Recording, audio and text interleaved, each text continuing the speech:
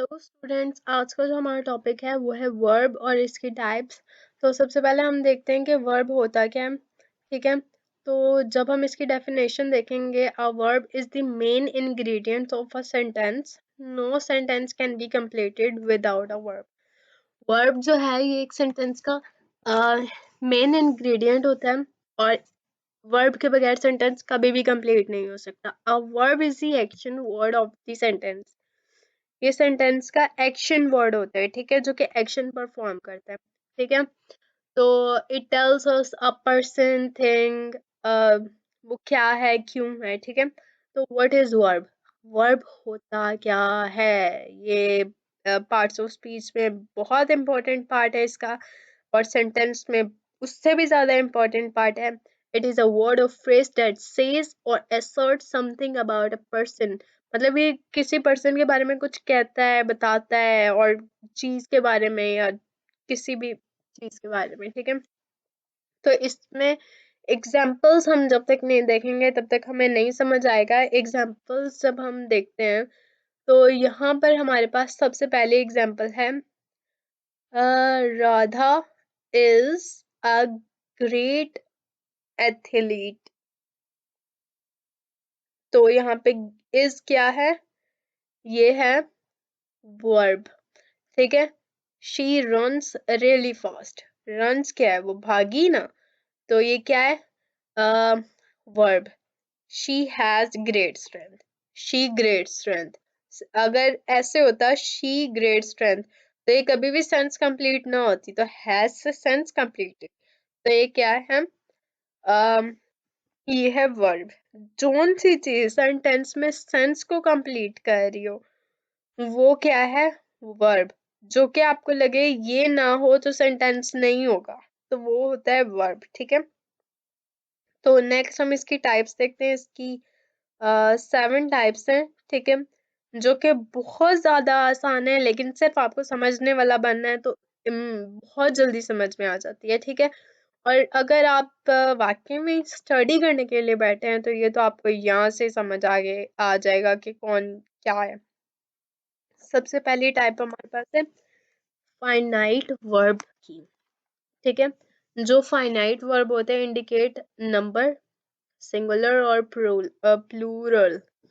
और जो non finite verb है use as nouns, adverbs, adjectives. यहाँ पे टाइम वेस्ट नहीं करते हम लोग, अभी नेक्स्ट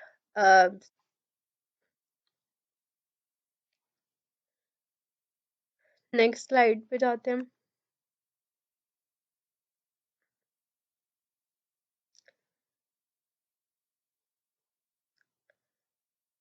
ये रहे, सॉरी, वर्ब। और इसकी जो टाइप्स हैं finite, non finite, action verb, helping verb, linking verb, regular verb, irregular. तो सबसे पहले हम देखेंगे फाइनाइट वर्ब क्या होता है। Finite verbs are such kind of verb that have a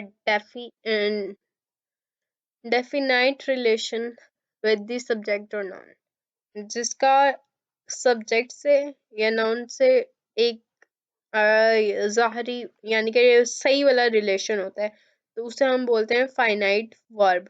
ठीक है, usually these verbs are the main verbs of a clause और सेंटेंस। मेन वर्ब होते हैं क्लॉज या सेंटेंस के। ठीक है, they are only used in present और पास्ट टेंसेस। सॉरी, लाइन नहीं सही लग रही।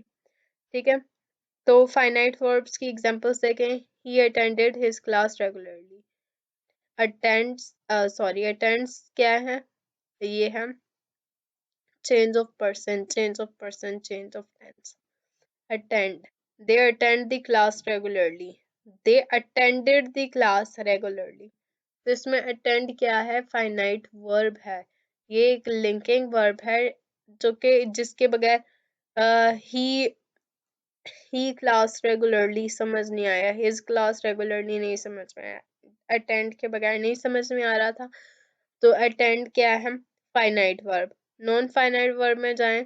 Such types of verb can not be the main verb of और क्लॉज और सेंटेंसेस, जो कि कभी मेन वर्ब नहीं हो सकते। ठीक है, तो इसमें अगर हम इसकी एग्जांपल्स देखें, we can also use these verbs as nouns adverbs. अच्छा, इनको हम एज नाउन एडवर्ब और एडजेक्टिव के तौर पे भी यूज कर सकते हैं, ठीक है। तो these types of verbs are also used to form non-finite clauses। तो ये non-finite clauses बनाने के लिए भी यूज होते हैं। इसके एग्जांपल देखते हैं। He invited his friend to like his post on Facebook। To like क्या है? ये है non-finite। मतलब he invited his friend on Facebook। तो भी तो सेंटेंस कंप्लीट हो रहा था ना। तो टू लाइक जो है ये नॉन फाइनाइट है, ठीक है। इसके बगैर सेंटेंस कंप्लीट हो सकता है, लेकिन कोई रीजन भी तो होनी चाहिए, तो इसलिए ये वर्ब है। They invited their friends to like their post on Facebook. They invited their friends to like, यहाँ पर भी ये नॉन फाइनाइट है, ठीक है। उसके बाद नेक्स्ट अगर हम देखें तो हमारे पास यहाँ पर आगे डिटेल है।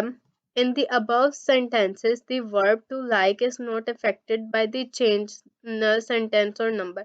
अगर हम टेंस को या नंबर को कर दें तो टू लाइक ही रहेगा ना, ये चेंज नहीं होगा ना। So it is a non finite form of verb.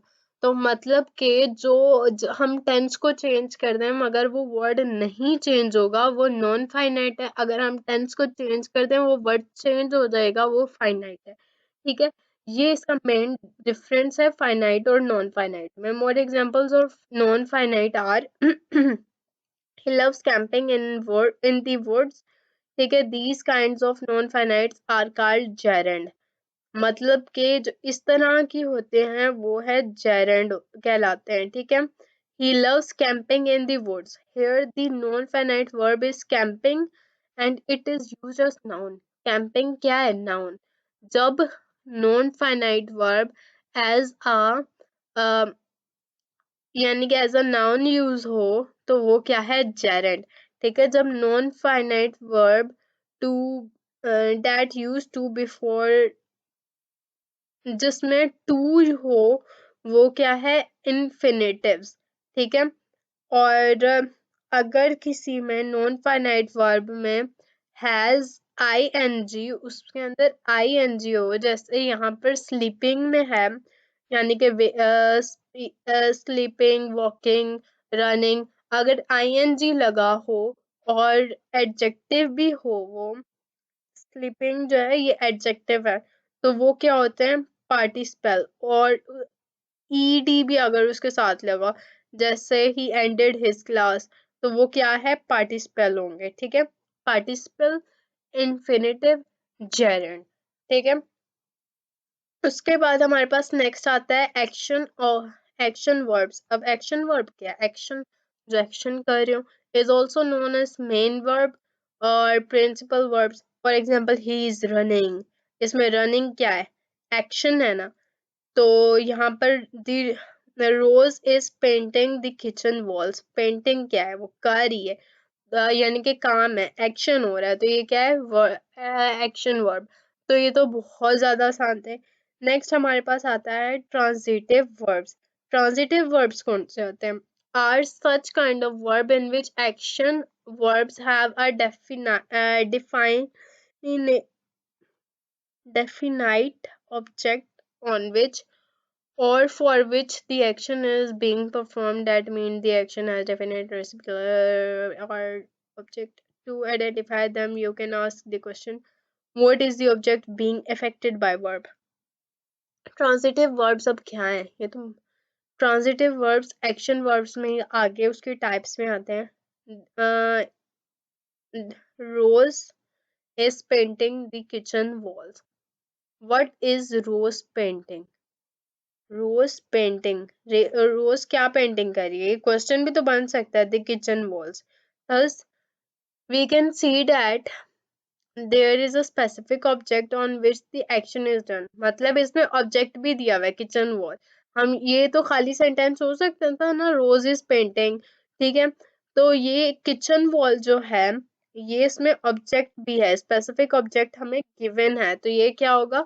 Transitive verbs. जिसमें हमें ऑब्जेक्ट गिवन हो वो है ट्रांजिटिव वर्ब्स, जिसमें ऑब्जेक्ट ना गिवन हो, देखें इसमें Rose is painting right now, kitchen walls तो है ही नहीं ना, हम क्वेश्चन पूछेंगे आंसर तो हमारे पास आ ही नहीं रहा।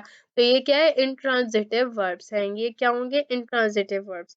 ठीक है, उसके बाद अगर हम नेक्स्ट देखें तो नेक्स्ट हमारे पास आते हैं, यहाँ पर वही बताया हुआ है हेल्पिंग और ऑक्सिलरी वर्ब्स। हेल्पिंग वर्ब्स कौन से होते हैं, ऑक्सिलरी वर्ब्स कौन से होते हैं, ठीक है, प्राइमरी ऑक्सिलरी। तो सब हेल्पिंग और ऑक्सिलरी वर्ब्स ये दोनों सेम ही होते हैं। तो सबसे पहले हम ऑक्सिलरी वर्ब्स की टाइप्स देखते हैं, हमें ऐसे समझ नहीं आने वाली। ये हेल्पिंग वर्ब के तौर पर यूज होते हैं, ठीक है। इसकी दो टाइप्स हैं, एक प्राइमरी और एक मोडल ऑक्सिलरी। जो प्राइमरी है इसमें इज हैज, जो कि हम टेंसेस में यूज करते हैं, डू डज हैव हैज, ये सारे जो हैं किस में आएंगे, प्राइमरी ऑक्सिलरीज में आएंगे, ठीक है।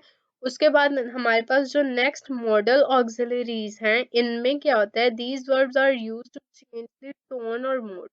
मतलब ये टोन या मूड को चेंज करने के लिए जो यूज होते हैं वो मॉडल्स होते हैं। ये ज्यादा नहीं है, चंद ही गिने चुने हैं, जैसे can, could, may, might, shall, will, would, should, must, ought. ये सारे किस में आते हैं, मॉडल ऑक्सिलरीज में आते हैं, ठीक है। You can run fast, you should study English. तो ये सारे क्या हैं, स्टडी, कैन, कुड, मे, ये सारे हैं मॉडल ऑक्सिलरीज, ठीक है। ये दोनों बहुत ज्यादा आसान है, लेकिन सिर्फ आपको समझने वाला बनना है, ठीक है। आगे हमारे पास आते हैं लिंकिंग और कॉपुलर वर्ब्स। लिंकिंग और कॉपुलर वर्ब्स क्या है, ये तो कभी नहीं सुने।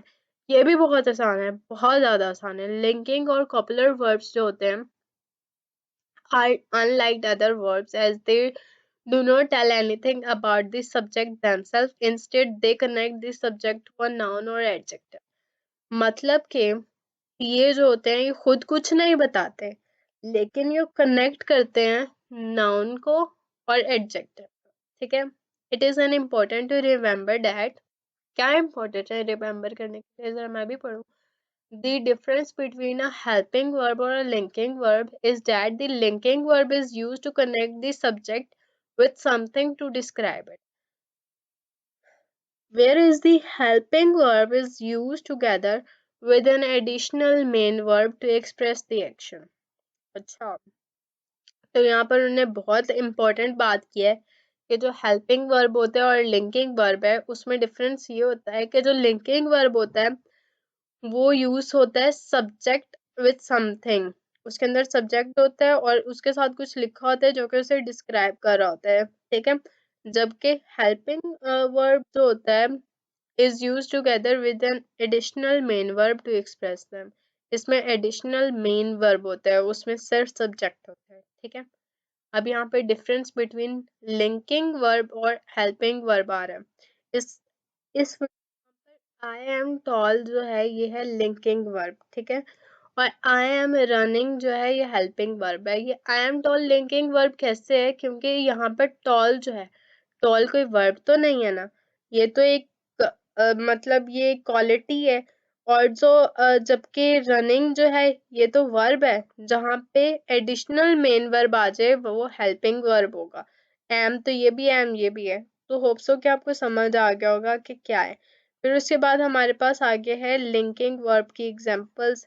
ही इज द मैनेजर, तो इज क्या है, ये लिंकिंग वर्ब है।